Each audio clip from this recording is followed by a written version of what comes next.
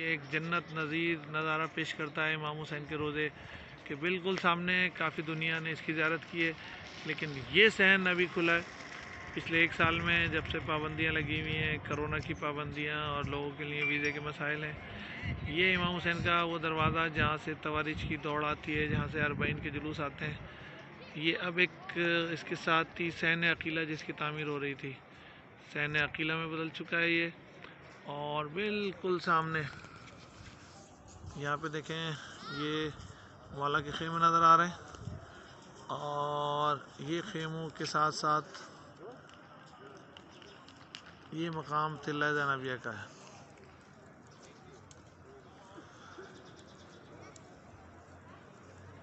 ये तिल्ला ज़ैनबिया और ये मेरे मौला का रोज़ा, नवासा रसूल का रोज़ा, मौला हुसैन का रोज़ा, जहाँ सारी दुनिया जो उधर जो आती है और जो नहीं आ पाती वो ख्वाहिश करती है कि हम आएँ और मौला के रोज़े पे हाज़िरी दें। आप सब की तरफ से, सब देखने वालों की तरफ से मैं इस रोज़े पे आपका सलाम पेश कर रहा हूँ। इमाम हुसैन के खेमे और दूसरी जानब मौला का रोज़ा।